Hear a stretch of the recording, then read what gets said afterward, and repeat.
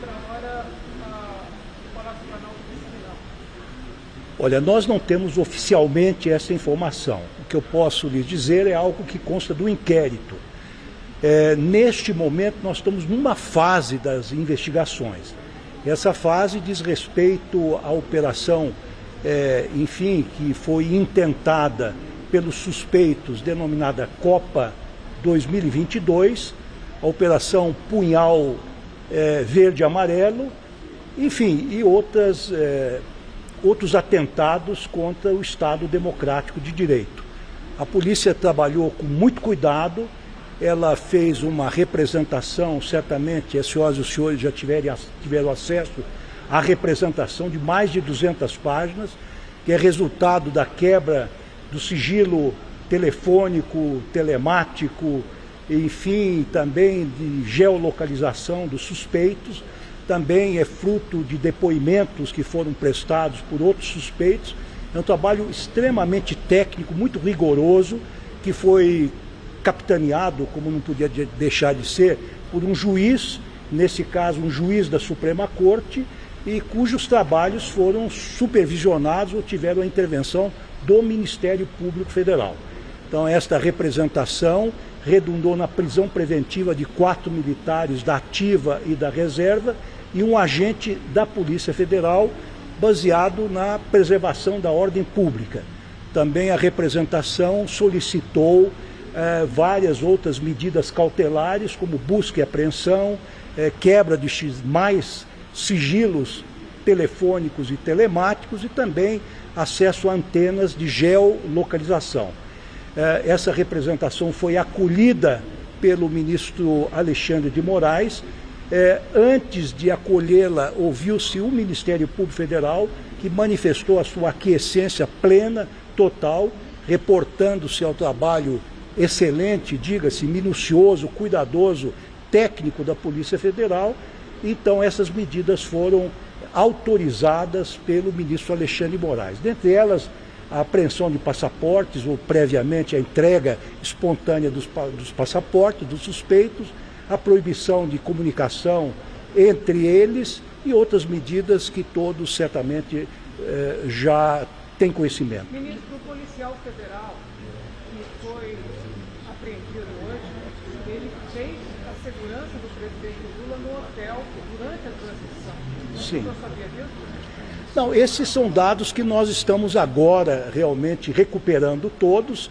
Eu quero dizer que a Polícia Federal está decepcionada que um dos seus participou dessa tentativa de golpe, de abolição violenta do Estado Democrático de Direito e de organização criminosa. São as 3 imputações que se faz contra essas pessoas, por enquanto suspeitas, né, porque elas serão julgadas ainda pelo Supremo Tribunal Federal, mas realmente foi uma ação absolutamente inadmissível, porque atenta não só sobre o Estado constitucional, o Estado de Direito, que nos ampara todos os cidadãos brasileiros, mas com essa ordem que nós estabelecemos há 36 anos e permite a convivência pacífica de todos os brasileiros. Ministro, que grau de acesso as pessoas que foram presas hoje tinham ao presidente, ao vice-presidente, ao ministro Alexandre de Moraes, ao nível de risco que essas pessoas correram e qual é o risco que elas correm hoje? Foi feita alguma mudança para garantir a segurança dos alvos desse grupo? Bom, certamente o ministro Alexandre de Moraes tem a segurança pessoal dele, sempre foi muito reforçada, desde o momento em que ele passou a relatar o inquérito das fake news, que depois se desdobrou em vários outros aspectos, inclusive a investigação, a averiguação dos fatos de 8 de janeiro. Claro que a Polícia Federal dá também apoio à segurança dele, que é institucional do Supremo Tribunal Federal, como faz com relação a outras atividades. É claro que os fatos revelados pelo inquérito policial, pelas investigações, são extremamente preocupantes, porque demonstram que estes indiciados, estes suspeitos, esses acusados pela Polícia Federal, durante muitas semanas seguiram de perto o ministro Alexandre de Moraes e outras autoridades federais. Inclusive, houve a tentativa, ou pelo menos houve a predisposição de se assassinar o presidente eleito da República, o vice-presidente da República e o Alexandre de Moraes e outros ministros também da Suprema Corte e do Tribunal Superior Eleitoral. Inclusive com métodos extremamente agressivos, cogitou-se de envenenamento do presidente da República, ainda quando estava hospitalizado, do emprego de armas pesadas como metralhadoras, lança-foguete, lança-rojão. Então são crimes supostamente praticados, digo supostamente praticados porque vão ser averiguados ainda pelos órgãos competentes, mas os indícios da prática desse crime são fortíssimos, fortíssimos, até porque a prisão preventiva ela exige, primeiramente, a constatação da materialidade do crime. Isso foi constatado. Indícios fortes de autoria. Esses dados que são exigidos pela legislação processual penal estão presentes e servindo de fundamentos para a decretação da prisão preventiva. Os fatos são gravíssimos, absolutamente inaceitáveis e colocam em risco não apenas as instituições republicanas, mas a vida dos brasileiros, do cotidiano dos cidadãos e das cidadãs. E, portanto, merecem um mais profundo repúdio. O ministro das Comunicações, Paulo Pimenta, disse que o plano só não foi executado por detalhes, poucos detalhes. O senhor concorda com essa declaração? Bom, realmente chegaram muito perto. E eu acabo de ler as 200 e poucas páginas da representação da Polícia Federal. Em vários momentos chegaram muito próximo, rondaram o apartamento funcional do ministro Alexandre de Moraes, certamente não tiveram oportunidade de praticar esse pavoroso desígnio, enfim, criminoso que eles estavam urdindo. É certo que o ministro Alexandre de Moraes tem uma segurança muito forte, como os ministros em geral da Suprema Corte, sobretudo depois dos episódios de 8 de janeiro de 2023, mas eu posso lhes dizer, pelo inquérito, que todos tiveram acesso, porque o segredo de justiça foi retirado, que os suspeitos, os acusados, chegaram muito próximo de materializarem seus intentos criminosos. Ministro, teve um policial, esse policial federal que está entre os suspeitos nessa operação de hoje, ele estaria na segurança do presidente eleito durante o período de transição. Sim. Aí eu lhe pergunto o seguinte, quais são as consequências jurídicas? O que o governo vai fazer para modificar essa estrutura das polícias? Afinal de contas, esse crime, o senhor acabou de dizer, né? Realmente faltou pouco para que fosse realmente realizado. Bem, é claro que a segurança das autoridades está sempre sendo atualizada, aperfeiçoada, e a cada episódio destes nós encontramos outras brechas possíveis na segurança. É possível que este agente da Polícia Federal tenha sido convocado para trabalhar na segurança do presidente eleito, dado o seu conhecimento, enfim, do cotidiano do Palácio do Planalto, enfim, da sua familiaridade, inclusive com aqueles que lá trabalhavam. É claro que a partir desses episódios, muitas outras hipóteses poderão ser cogitadas, no sentido, inclusive, de aumentar a segurança dos que foram ameaçados e gravemente ameaçados. Ministro, como o senhor viu a participação de ex-integrantes do governo, integrantes do governo de Jair Bolsonaro à época, ministros que teriam, inclusive, participado de conversas sobre o planejamento do golpe? Bom, é muito grave que pessoas que foram formadas pelo Estado para o emprego lícito da violência, foram armados pelo Estado, pratiquem esse tipo de atentado contra o próprio Estado. Isso é absolutamente inadmissível, não é esperado. Felizmente, a grande maioria, eu diria, as Forças Armadas como um todo, não participaram dessa trama. E esse é um dos fatores pelos quais essa trama não logrou êxito.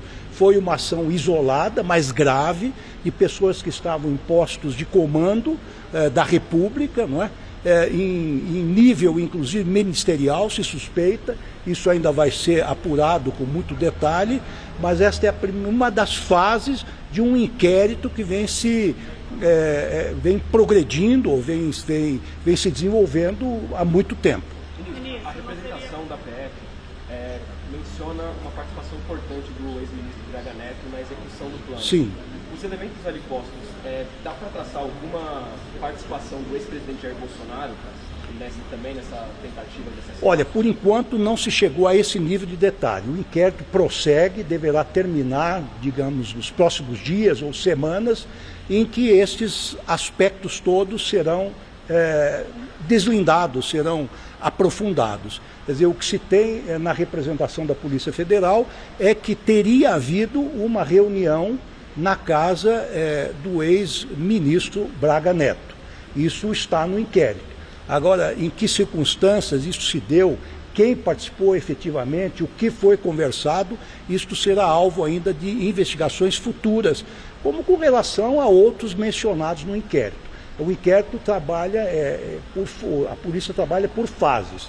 Não é? Este é um dos desdobramentos deste inquérito, em que se examina a participação de 4 militares, da ativa e da reserva, e um agente da Polícia Federal, onde há indícios muito concretos de que eles estavam, primeiro, tentando um golpe de Estado, segundo, a abolição violenta do Estado Democrático de Direito, e, em terceiro lugar, estavam envolvidos numa organização criminosa. São crimes gravíssimos, com penas altíssimas, e certamente a justiça haverá de, enfim, celeremente dar um desfecho nessa investigação e responsabilizar os culpados. O senhor poderia fazer a análise geral, resumida para a gente, disso que foi informado hoje para a sociedade, que é assustador e que envolve autoridades que tinham poder de polícia, poder de segurança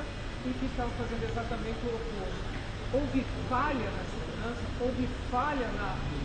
Qual é a falha? Onde está a falha? Não é falha. Na verdade, não havia falha nenhuma, porque as instituições trabalharam naquela época. Eu estava no Tribunal Superior Eleitoral, fizemos uma eleição absolutamente impecável, nós divulgamos o resultado num tempo recorde, tomamos todas as medidas preventivas para que a eleição corresse sem nenhum incidente. Eu mesmo fui relator de uma consulta em que se proibiu o porte de armas 48 horas antes das eleições, no dia das eleições, no local de votação, e 24 horas depois.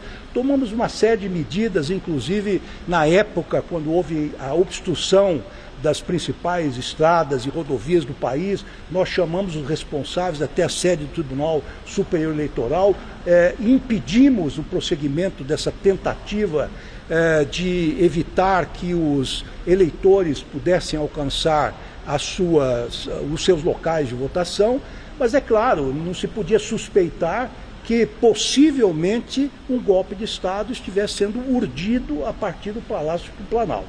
Não é? É claro que a dimensão desta ação criminosa está sendo objeto de investigação.